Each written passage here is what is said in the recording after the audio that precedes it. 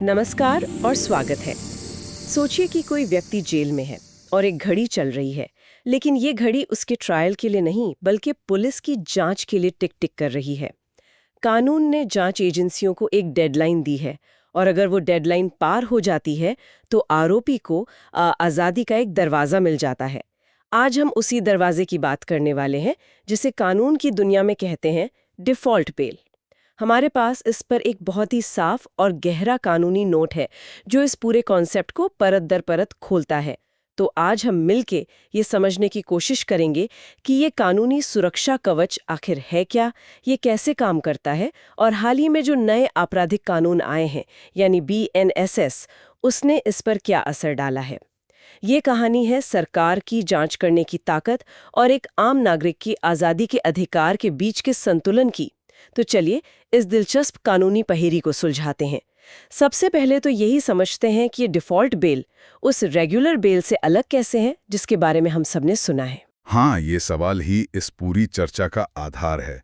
देखिए, regular bell या जिसे हम सामान्य जमानत कहते हैं, वो तब मिलती है जब अदालत मामले की गहराइयों में जाती है। मतलब क्या सबूत है, अपराध कितना संगीन है, ये सब। जी बिल्कुल।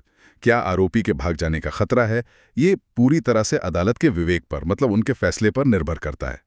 लेकिन डिफ़ॉल्ट बेल, जैसा कि नाम से ही जाहिर है, वो तब मिलती है जब सिस्टम डिफ़ॉल्ट करता है। सिस्टम से आपका मतलब है जांच एजेंसी जैसे पुलिस? जी बिल्कुल। जब पुलिस या कोई भी जांच एजेंसी कानून द्वारा तय की गई एक समय सीमा के अंदर अपनी जांच पूरी करके चार्जशीट कोर्ट में दाखिल नहीं कर पाती, तो ये उनकी विफलता या डिफ़ॉल्ट माना जाता है।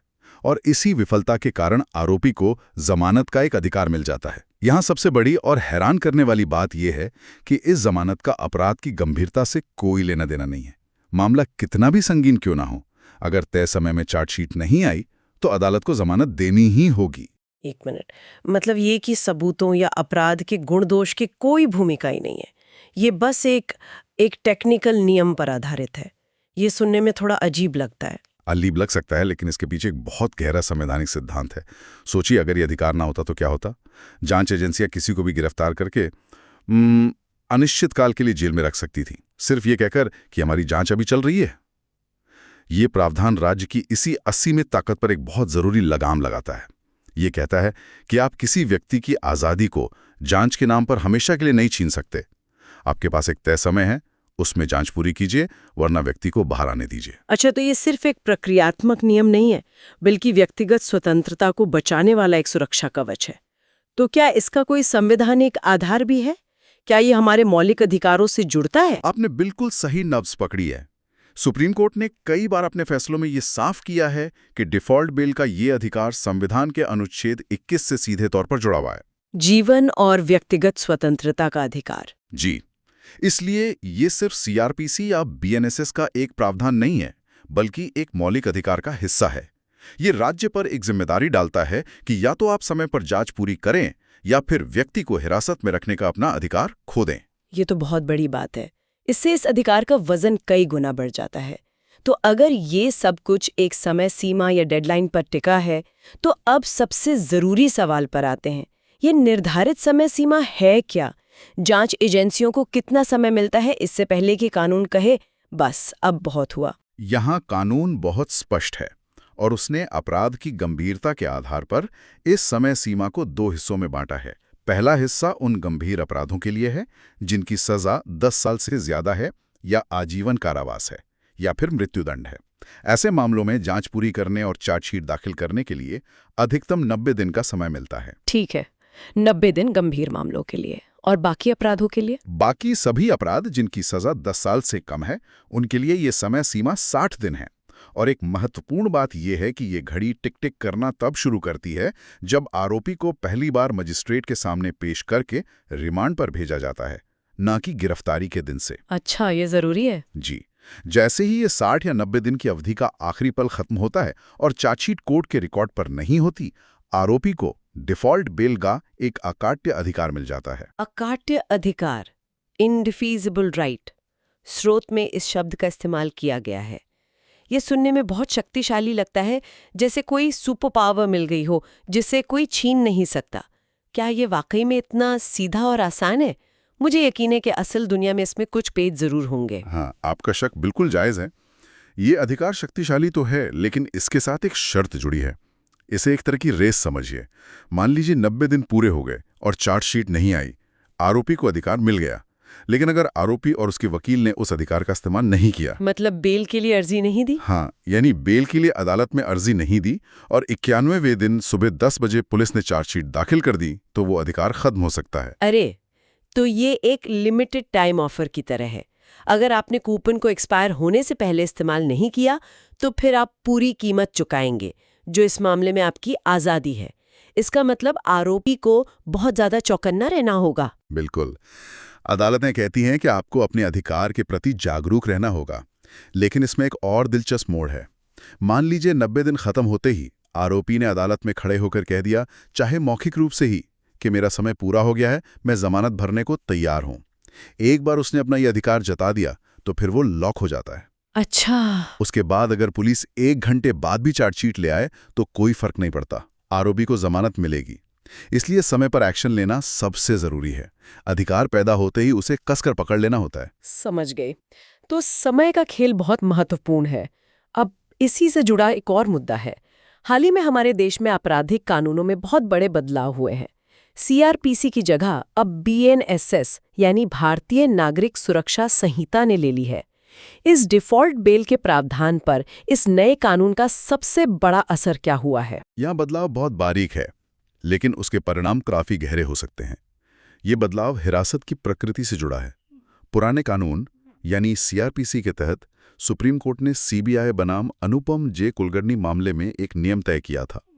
वो ये कि पुलिस हिरासत यानी पूछताछ के लिए कस्टडी सिर्फ रिमांड के पहले 15 दिनों के अंदर ही ली जा सकती थी। नेटे से थोड़ा और आसान करते हैं। मतलब आप पुलिस शुरू में 5 दिन की हिरासत ले सकती है, फिर आरोपी को जेल भेज दिया जाए और फिर 30-40 दिन बाद जांच में कोई नई बात पता चलने पर पुलिस फिर से कोर्ट जाकर कह सकती है कि हमें बाकी 10 दिन की हिरासत पूछताछ के लिए चाहिए। आपने बिल्कुल ठीक समझा। जब तक कि कुल 15 दिन पूरे ना हो जाएं और 60 या 90 दिन की कुल अवधि समाप्त ना हो जाए, ऐसा किया जा सकता है। इसका मकसद जांच एजेंसियों को ज्यादा लचीलापन देना है। हो सकता है जांच के दौरान कोई नया तथ्य सामने आए जिसके लिए फिर से पूछताछ की जरूरत पड़े। लेकिन क्या इससे आरोपी को परेशान करने का खतरा नहीं बढ़ जाता? किसी को बार बार जेल से निकालकर पुलिस हिरासत में ले जाना ये मानसिक रूप से बहुत थकाने वाला और दबाव डालने वाला हो सकता है। क्या ये आरोपी के अधिकारों का एक तरह से हनन नहीं है? हालांकि यहाँ पर मजिस्ट्रेट की भूमिका और भी ज्यादा महत्वपूर्ण हो जाती है। पुलिस सिर्फ अपनी मर्जी से हिरासत नहीं ले सकती। उन्हें हर बार मजिस्ट्रेट को ये यकीन दिलाना होगा कि दोबारा पुलिस हिरासत क्यों जरूरी है और जांच के लिए ये कितना अहम है। सही है। इसलिए अदालतों पर अब ये जिम्मेदारी ज्यादा होगी कि वो ऐसी हर अर्जी की बहुत बारीकी से जांच करें। तो मतलब निचोड़ ये है कि जांच की कुल समय सीमा जो 60 या 90 दिन की है, वो वही है। जी वही है। और उस समय सीमा के पार होने पर डिफ़ॉल्ट बेल का मूल अधिकार भी पूरी तरह से वैसा ही है। बिल्कुल। बदलाव सिर्फ इतना है कि उस 60 या 90 दिन की अवधि के अंदर पुलिस अपने 15 दिन की हिरासत का इस्तेमाल कैसे कर सकती है। एकदम सही। मूल अधिकार को नहीं छुआ गया है, बस उसके आसपास की प्रक्रिया को बदला गया है। ठीक है, ये सब सुनने में तो एक मजबूत कानूनी ढांचा लगता है, लेकिन हम सब जानते हैं कि जहां कानून होता है वहां उसे दरकिनार करने के रास्ते भी खोजे जाते हैं। क्या इस अधिकार को बेअसर करने के लिए कोई प्रैक्टिकल खामियां हैं जिनके बारे में हमारा स्रोत बात करता है? मुझे लगता है सबसे आम तरीका चार्जशीट को लेकर ही होता होगा। बिल्कुल। स्रोत इस पर सीधे तौर पर बात करता है। सबसे आम तरीका है अधूरी चार्जशीट दाखिल करना। कभी कभी जब समय सीमा खत्म होने वाली होती है, जैसे 89th या 59th डे, तो जांच एजेंसी बस कुछ कागजात इकट्ठा करके अदालत में चार्जशीट के नाम पर दाखिल कर देती है। उनका एकमात्र मकसद होता है कि डिफ़ॉल्ट बेल के अधिकार को किसी तरह रोक दिया जाए, भले ही असल में जांच पूरी न हुई हो। ये तो ऐसा हुआ कि आपने परीक्षा का समय खत्म होने से ठीक पहले एक खाली उत्तर पुस्तिका जमा कर दी, सिर्फ इसलिए ताकि आपको अनुपस्थित ना माना जाए। क्या अदालतें इस चाल को समझती नहीं हैं? आपकी उपमा एकदम सटीक है। और हाँ, अदालतें इस चाल को अब बखूबी समझने लगी हैं। कानून ये कहता है कि चार्जशीट सिर्फ एक दस्तावेज नहीं होना चाहिए, बल्कि कानूनी रूप से पूरी होनी चाहिए। अदालतें अब ये जांच करती हैं कि क्या जांच काफी हद तक पूरी हो चुकी है या ये चार्जशीट सिर्फ जमानत को रोकने के गलत इरादे से दाखिल की गई है। अच्छा। अगर अदालत को लगता है कि ये सिर्फ एक दिखावा है तो वो उसे असली चार्जशीट नहीं मानेगी और डिफॉल्ट बेल दे सकती है। तो एक बचाव पक्ष के वकील के लिए मुख्य रणनीति ये होनी चाहिए कि वो उस आखिरी मिनट में दाखिल की गई चार्जशीट को चुनौती दे। वो ये तर्क दे सकता है कि हुजूर, इसमें ना तो फोरेंसिक रिपोर्ट है, ना ही गवाहों के जरूरी बयान है, ये सिर्फ कागज का एक पुलिंदा है, असली चार्जशीट नहीं। क्या ये काम करता है? निश्चित रूप से ये बचाव पक्ष के लिए एक बहुत ही महत्वपूर्ण रणनीति है।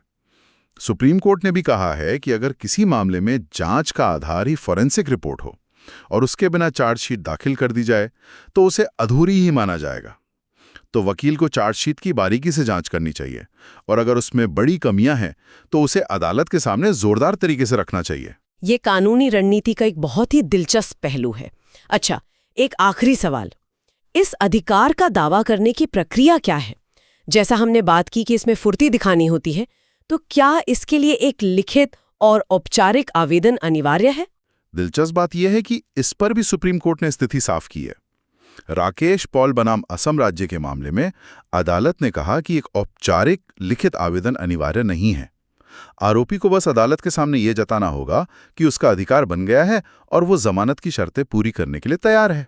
तो बस मौखिक रूप से कहना भी काफी है? जी, अदालत के सामने किया गया एक मौखिक अनुरोध भी कानूनी रूप से पर्याप्त माना जाएगा। ये तो काफी सरल लगता है, शायद इसलिए ताकि प्रक्रिया की जटिलताओं में अधिकार ही न खो जाए। कानूनी तौर पर यह सरल है, लेकिन जैसा कि स्रोत में भी एक व्यवहारिक सलाह दी गई है, रिकॉर्ड के लिए और बाद के किसी भी विवाद से बचने के लिए एक लिखित आवेदन हमेशा बेहतर होता है। हाँ, वो तो है। इससे यह साफ तौर पर दर्ज हो जाता है कि आरोपी ने किस तारीख और किस समय पर अपने अधिकार का दावा किया था। अगर बाद में ये विवाद उठता है कि चार्जशीट पहले दाखिल हुई या बेल का आवेदन पहले किया गया, तो वो लिखित रिकॉर्ड एक मजबूत सबूत का काम करता है। तो इस सब का क्या मतलब है?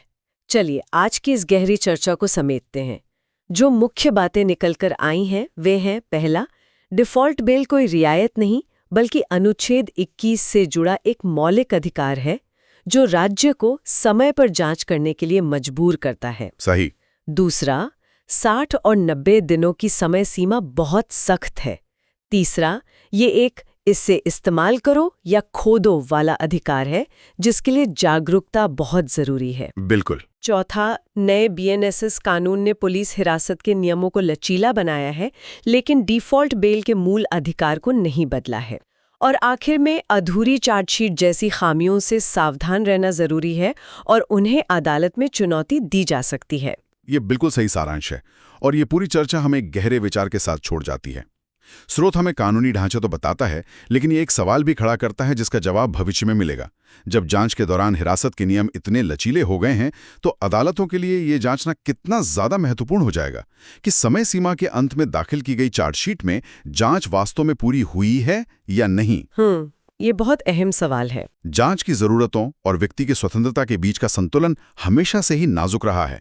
अब ये जिम्मेदारी मजिस्ट्रेट और जजों पर और भी बढ़ जाएगी कि वो सुनिश्चित करें कि जांच एजेंसियों को दिए गए इस लचीलेपन का दुरुपयोग न हो और डिफ़ॉल्ट बेल का ये सुरक्षा कवच कागजी शेर बनकर न रह जाए।